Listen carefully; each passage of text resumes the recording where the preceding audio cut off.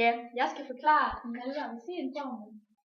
Jeg starter med at tegne en vilkårlig trekant.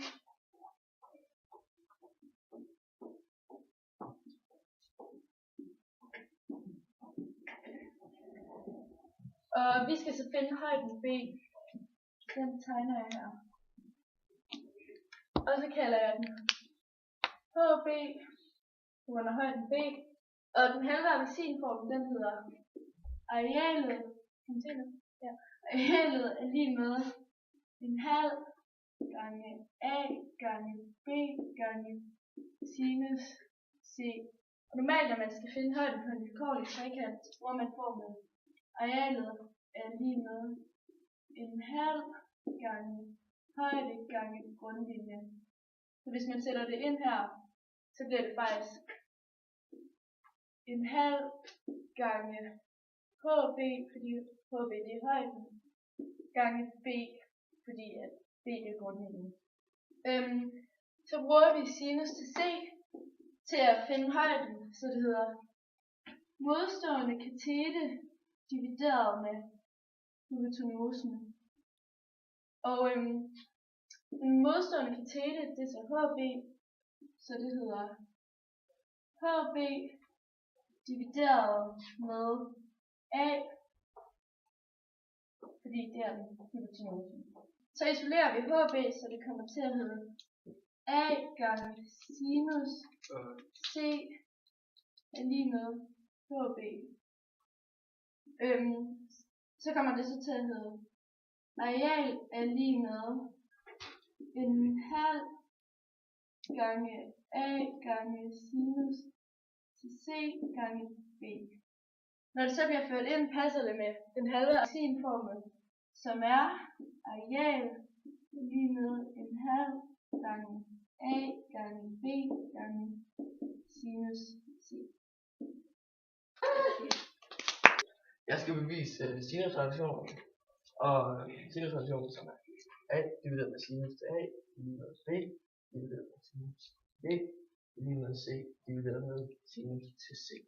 Og så har vi tegnet en vilkårlig trekant, hvor de store bogstaver selvfølgelig er vinklerne, og de små bogstaver er så siderne.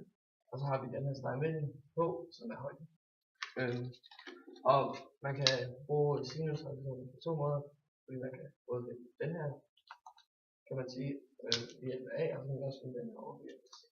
Men jeg vil så starte med A. Og vi skal så bruge sinus, fordi at det er den modstående, som jo er højden, som vi skal finde.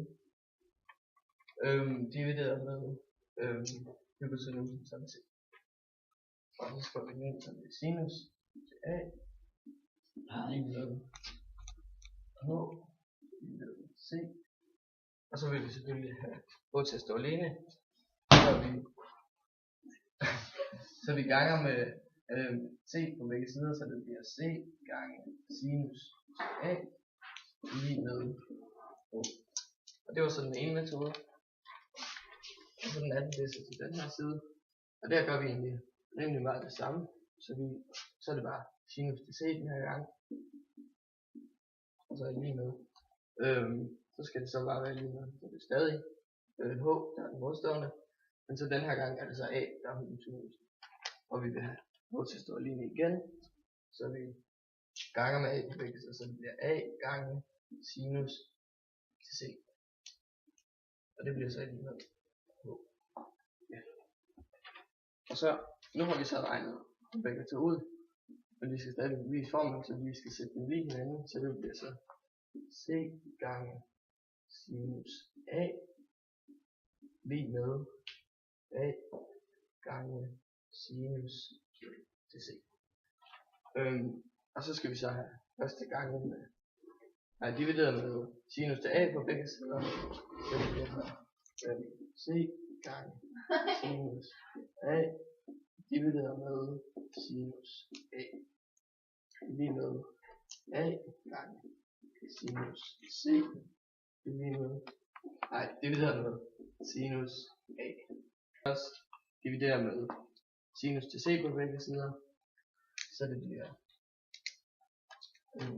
C divideret med sinus til C divideret med A divideret med sinus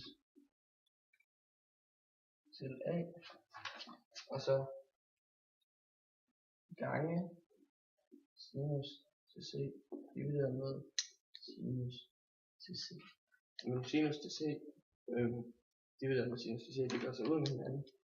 Den kan vi bare fjerne, så der kommer til at stå C divideret med sinus til C divideret med A divideret med sinus til A. Og så er den færdig. Og så kan man så se her, at C divideret med sinus til C også er lige med A divideret med sinus til A. Og man kan også godt gøre det omvendt og sige sinus C divideret med C divideret med sinus A divideret med A. Men det er egentlig bare den samme, altså den gør ingen forskel, når man får det samme. Jeg skal bevise kosinusrelationer, som jeg har skrevet op her. Og så har jeg tegnet min korte trekant, som jeg så har delt op i to. Og jeg vil så bevise mit Pythagoras. Og som er A, x i anden plus h i anden minus b i anden. Og c minus x i anden plus h i anden minus a i anden. Og så vil jeg isolere h, så jeg sætter det op som h i anden med b i anden minus x i anden, og det samme på den anden side. H i anden minus a i anden minus c x i anden. Og det er h altså lige hinanden, så den kan vi egentlig bare fjerne. Så de to stykker her skal også være lige hinanden.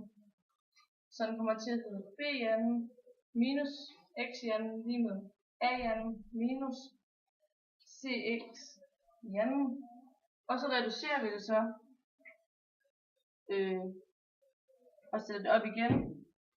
Og så vil vi så udregne parentesen af c minus x, så det så bliver b i anden minus x i anden lige med a i anden minus c i anden minus x i anden plus 2cx.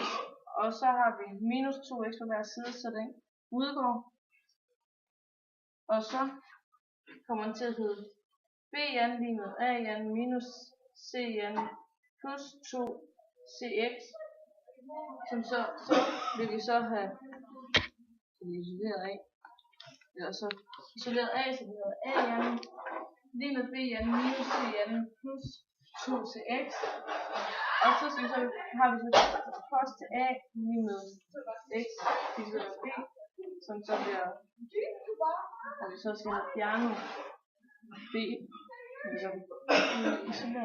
isoleret x, som på b gange cos til a lige med x, og den går så ned her, så er det egentlig så vores a er egentlig vores x, er det ikke det? Nej, vi har bare fundet x. Så har vi fundet x, som så er b gange cos til a. Og det kan vi så sætte ned som a i anden lige med b i anden plus c i anden. Minus 2 gange c gange b gange cos til a. Og så putter vi en kvadrat ind, som egentlig er vores kosinusrelation. Jeg vil så bevise kosinusrelationen for stumvinklede trekanter. Her har vi en stumvinklet trekant, og relationen lyder c i anden lige a i anden plus b i anden minus 2ab. Og den vil jeg så bevise. Så her har vi altså en trekant, hvor jeg lige har udtegnet højden uden for trekanten. Så starter vi med at finde, vi bruger Pythagoras, og finder først for den store trekant, hvor det så bliver h i anden lige c i anden, altså der, minus b minus x i anden, og det siger vi fordi, at det er b-linjen, men det er så også minus x-linjen herude. Og det er for den store trekant, og for den lille trekant, der hedder det også h i anden, lille den synlig, lige a i anden, minus a i anden og minus x i anden. De to giver begge to h i anden, og derfor kan vi sætte dem lige hinanden. Så det gør vi så. Så det bliver til c i anden minus parentes b minus x parentes slut i anden lig a i anden minus x i anden. Så skal vi så have isoleret C2, eller C i anden, da det er det, vi skal finde ud af. Så det bliver så C i anden lige med A i anden minus X i anden plus parentes B plus X i anden. Så vil vi gerne have ganget den her parentes ud, og når man ganger sådan en parentes i anden ud, skriver vi det sammen igen, så bliver det så til b anden plus x anden, og så er det dobbelte produkt til 2bx. Og når vi så har gjort det, så kan vi, nu står der minus 2x i anden og plus x i anden, dem kan vi lige så godt starte med at fjerne. Men vi vil gerne udtrykke, hvad x er. Ved hjælp af cosinus, altså hypotenusen, korslængde divideret med hypotenusen, kan vi så finde x. Men vi kender desværre ikke den her vinkel. Men til gengæld kender vi vinklen C, og vi ved også, at der på sådan en halvcirkel er 180 grader. Så dermed kan vi så sige, at det vi så skrive herover, cosinus til 180 grader minus vinkel C, så har vi altså den her vinkel. Det må være lige med postliggende x divideret med hypotenusen a. Vi skal have isoleret x, fordi det er den, vi gerne vil finde ud af.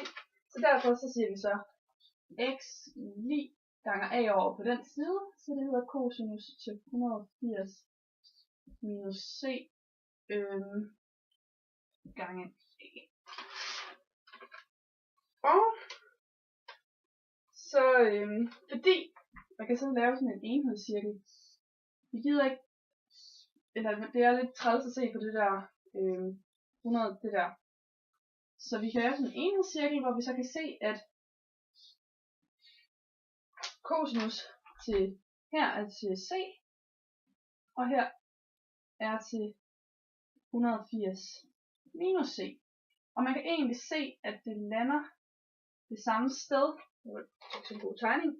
Og dermed er det det samme, den har den samme værdi, men forskellige fortegn. Og derfor skal vi blot ændre fortegnet. X er lige med minus a gange cosinus c. Så har vi ændret fortegnet. Og det kan vi så sætte ind herover, så det bliver til c i anden lig a i anden plus b i anden, som er altså før der. Og så vores nye udtryk. Så bliver det så minus 2bx i anden. Men så bliver x til a, så det er minus 2ba gange cosinus c. Og så har vi fået bevist sinusrelationen for stumvinklet.